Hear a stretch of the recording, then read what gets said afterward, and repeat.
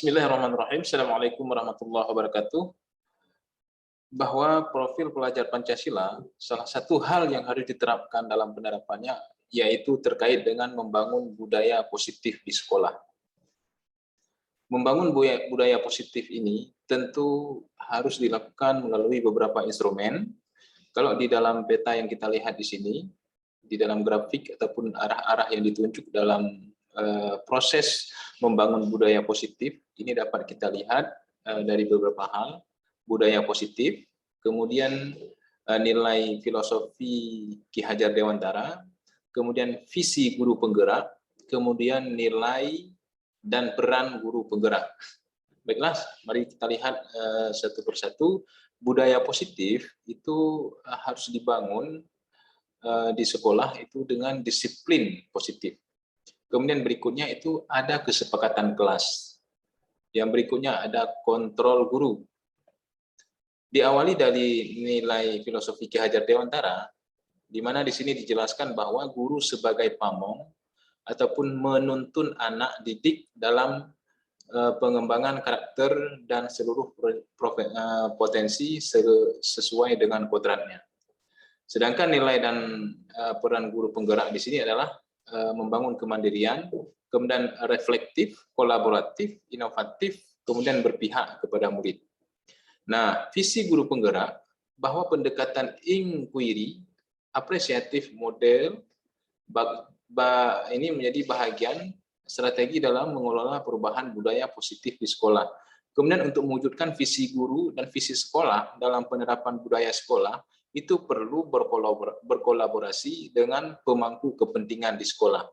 Sehingga penerapan budaya sekolah yang berdasarkan kepada keempat komponen utama di atas, ini tentu bertujuan untuk mewujudkan visi sekolah merdeka dan mewujudkan profil pelajar Pancasila.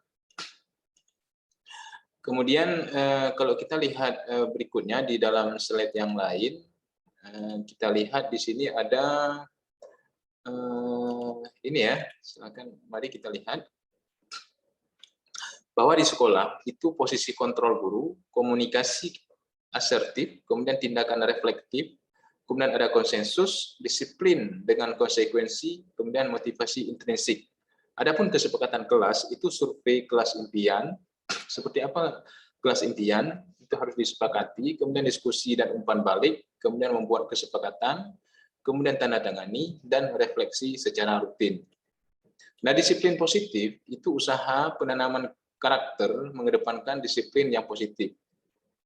Bisa dilakukan dengan hindari hukuman, kemudian beri konsekuensi yang tepat, kemudian memberikan keteladanan, memberikan perhatian perkembangan murid, kemudian gunakan kata-kata yang positif. Filosofi Ki Hajar Dewantara bahwa peran guru sebagai pamong, penuntun anak didik sesuai dengan kodratnya, ini akan mampu menumbuhkan karakter positif dalam diri anak didik. Ada profil pelajar Pancasila, di mana di sini adalah nilai peran guru penggerak untuk melaksanakan budaya positif melalui profil pelajar Pancasila tersebut. Adapun visi guru penggerak, bahwa visi guru penggerak itu untuk murid dan visi sekolah diwujudkan dalam perubahan dengan penerapan budaya positif di sekolah dengan pendekatan inquiry apresiatif.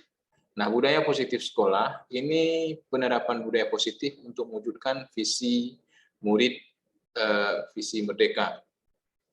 Baik, demikian saja paparan saya pada kesempatan berbahagia ini terkait dengan membangun budaya positif di sekolah. Mudah-mudahan ada manfaatnya. Terima kasih. Saya akhiri. Assalamualaikum warahmatullahi wabarakatuh.